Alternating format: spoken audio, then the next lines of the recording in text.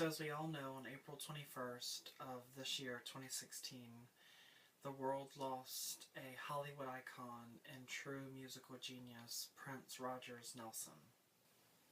It was recently released that Prince died of an accidental self-administered overdose at the age of 57. For well over 3 decades, Prince provided the world with some of the most beloved music and iconic performances and films and style and fashion and, yes, even perfume. What I loved most about Prince, apart from his music, was his style. The way he carried himself all throughout his life and career. He always remained true to the man he was on the inside. And I feel like he always, marched to the beat of his own drum. He wasn't afraid to embrace his feminine side.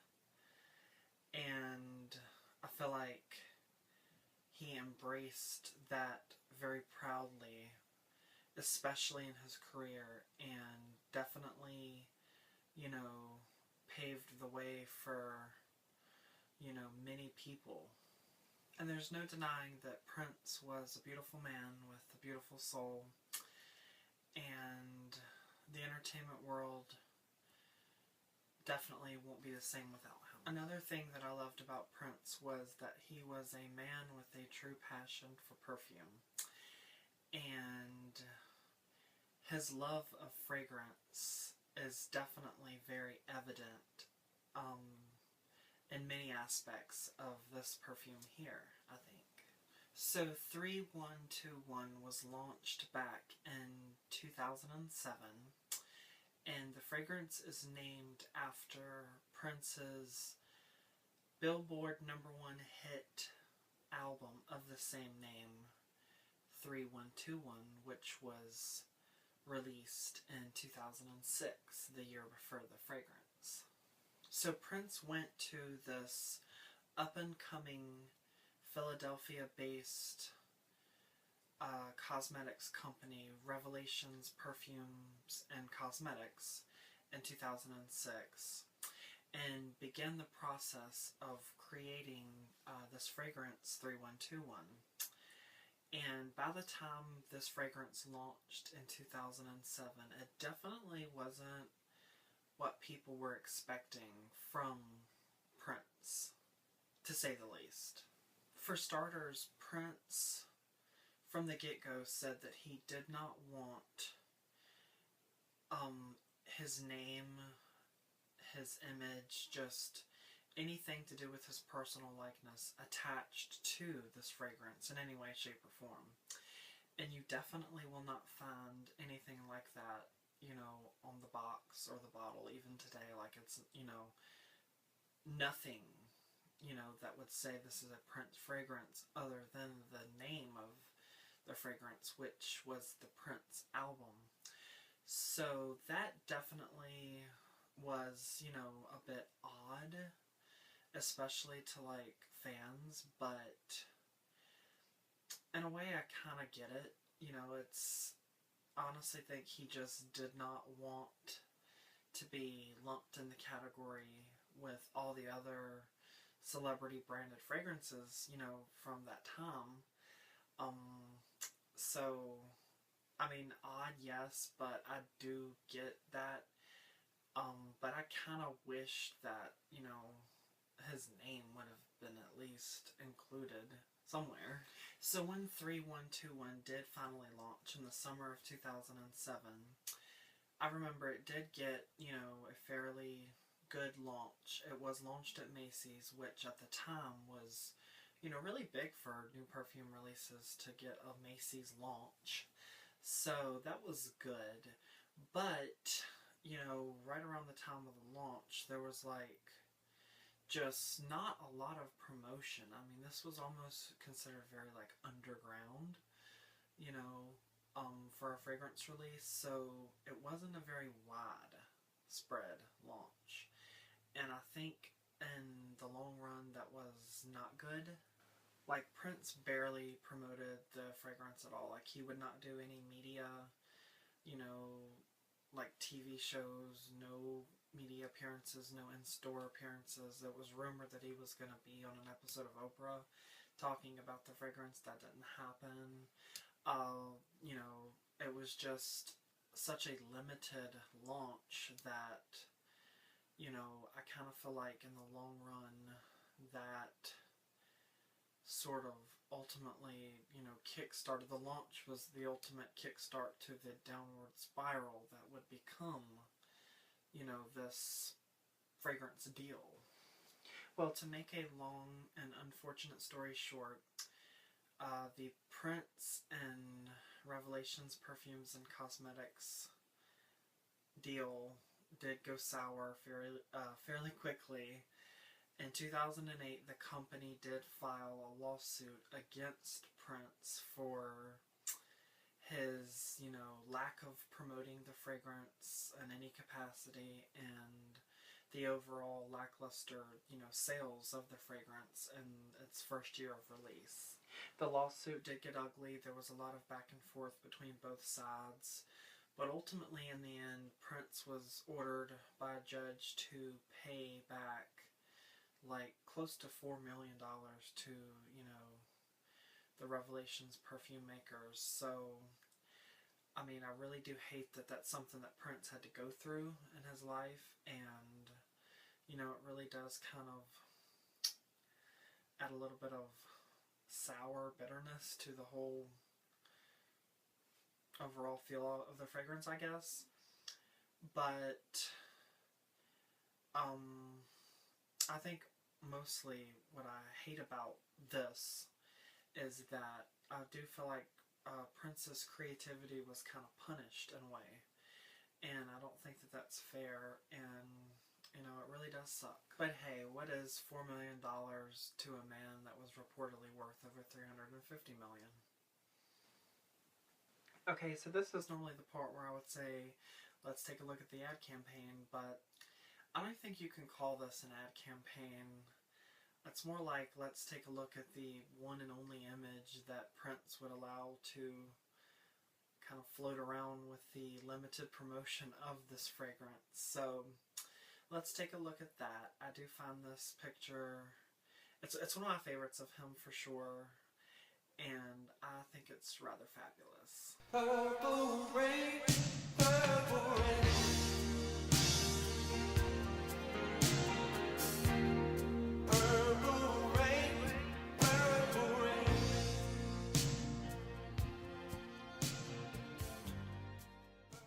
Okay, so I'm going to show you all the bottle for 3121 by Prince.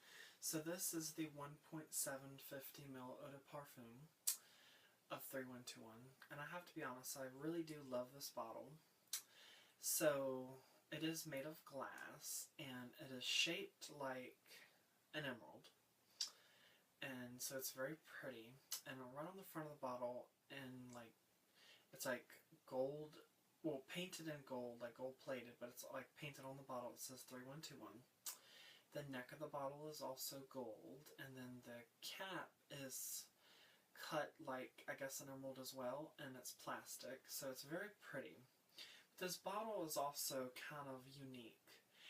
And what I noticed about this is that comes from pretty much the color. So up close, the color of the liquid, well, the color of the bottle comes from the liquid, you know, the juice, the perfume.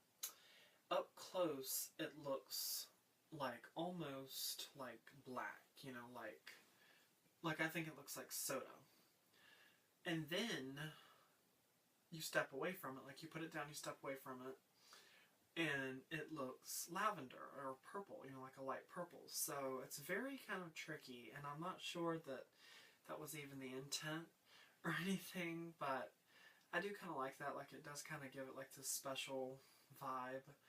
But yeah, it's like, it's pretty, and ultimately, like, you know, sitting in your wardrobe, it will look purple. It's just like up close, it's so dark that, you know, it's almost like no color if that makes sense. Okay, so now to the good part. What did Prince decide to use in his fabulous fragrance 3121? So I'm going to break down the notes and kind of explain to you what it smells like.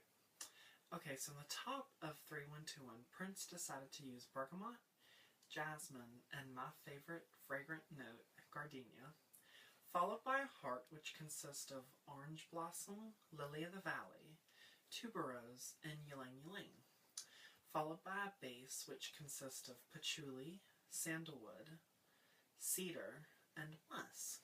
Okay, so in describing this scent, I would definitely say that it is a unisex scent. You know, like it's definitely a unisex fragrance. Can be worn by both men or women, but I personally find it a bit more feminine than masculine. I do quite enjoy the experience of this fragrance because, you know, like the other day I wore it to work and, you know, it really is like an experience. Like you get all kinds of kind of emotions somewhat from this fragrance, and it is layered so well. Like Prince really knew what he was doing. It's lovely. Like you know, it's kind of, it kind of takes you on a ride a little bit, and I like that, you know, because not a lot of fragrances nowadays really do that anymore. Like, you know, this definitely, it's like throwing different things at you, and you know, you don't hate it. Like, it's really pretty and lovely, and I know Prince had a love for fragrance and creating fragrances, so, you know, he loved wearing fragrances, and he definitely knew what he was doing. And I think at first, like at the top of the fragrance, you get kind of a, like, it's floral, but yet you still get a bit of like a men's cologne-ish vibe, like moments of that. But then in the heart, I think the flower power kind of kicks in and takes over, and I love that. And that's kind of when I smell the gardenia the most, because I can just, like, I have a nose for gardenia, like I can always smell it. So I think, you know, that plays into the heart, you know, as well as all the other notes, and it's just lovely and floral and almost like classic kind of floral. And then in the base, that's when the woody, musky vibe kind of kicks in, but I think the cedar kind of overrules the base. So, and I mean, like, it's really, like, it's strong, so I also think that kind of plays into the whole, you know, unisex vibe of the fragrance, because it really can be worn by both, but you're going to get moments of this and that, and this and that, and then that and this. Like, it's just, you know, it's really an experience. This is definitely a fragrance and a scent that I could imagine Prince wore, like, every day of his life. I also find this perfume to kind of be somewhat of like a throwback to like perfumes from another time, like especially like the 80s. Like, it kind of at certain points of the breakdown of the fragrance, it kind of gives me like Elizabeth Taylor White Diamonds kind of feels.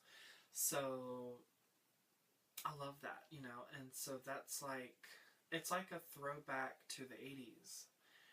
And I definitely know Prince probably was going that route because he's worn fragrances all his life and probably, you know, wore many fragrances, especially from the 80s. So even though this is a modern day perfume, it's still a very good throwback kind of classic style fragrance. And for some reason it just, like, even though I didn't really live in the 80s, I was born in the late 80s, it kind of takes you back in certain moments of the scent. So I love that, and I think, you know, Prince nailed that. And, you know, I'm so thankful that, you know, he knew what he was doing well enough to achieve that with 3121. And the creation of the scent or the juice in the perfume bottle is really the only aspect of the fragrance that Prince was fully committed to. And I think it really shows, and I think anyone could appreciate the sort of classic kind of quality of this very modern day fragrance. And there's no denying that Prince, he knew what he was doing when he got into the lab and mixed fragrances, and he definitely had a very evident appreciation for some of the great fragrances from the 80s, so I love him for that. So even though this was a perfume deal that did kind of go sour for Prince, and once the lawsuit was finalized, the manufacturing of this fragrance did, I guess, kind of come to a screeching halt. Well, I have good news for you. I know where you can find this fabulous fragrance by our beloved icon, Prince, at an absolutely amazing price. U.S. Fragrance Club, my favorite online shop for fragrance shopping and just all things fragrance. There you will find this 3121 as well as many other fabulous fragrances for men and women at the best prices online and just the best selection. This fragrance is very, very, very rare. Definitely, not going to be easy to track down. But if you listen to me and click on over to www.usfragranceclub.com, you will find this fragrance in multiple sizes and be able to add it to your fragrance wardrobe. And this is definitely a fragrance that I would suggest adding to your fragrance wardrobe, whether you're a fan of the late Prince or not. This is a truly fabulous perfume and unique, and even though it's unisex, it's, still could be proudly worn by, a woman or a man, just anyone who really appreciates a good quality fragrance, and maybe someone who's looking for like a good classic kind of yet modern day smelling fragrance. Like, this is definitely for you. So again, it's www.usfragranceclub.com. You can find this very rare Prince gem, I promise, and I have posted a link in the bio of this video. Okay guys, well thank you so much for watching this review / tribute to Prince. I hope you all found this to be a fitting tribute and a good review as well. I do highly recommend this fragrance to really anyone who loves and wears fragrances. It's absolutely fabulous.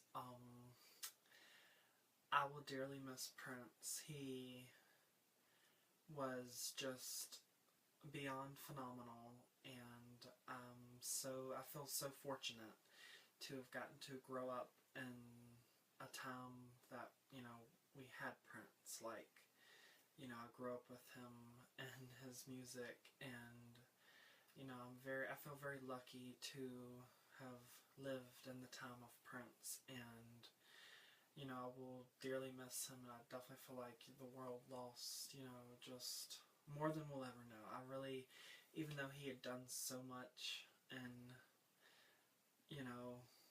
3 decades, I feel like he was just getting started, so it is a truly sad and unfortunate loss, but I'm very lucky to have this fragrance in my life, and I will definitely wear it at special times, and I appreciate all that he contributed to the world, and all the music and the movies and the fashion. It's just, he really left his mark, and he will never ever be forgotten. So as always, feel free to connect with me on social media. I'm on Twitter, Instagram, and Facebook. Search at Perfume Dude BB. You know where to find me. Okay guys, well thank you again, and I will see you all very soon with another fabulous fragrance review. Until then, bye.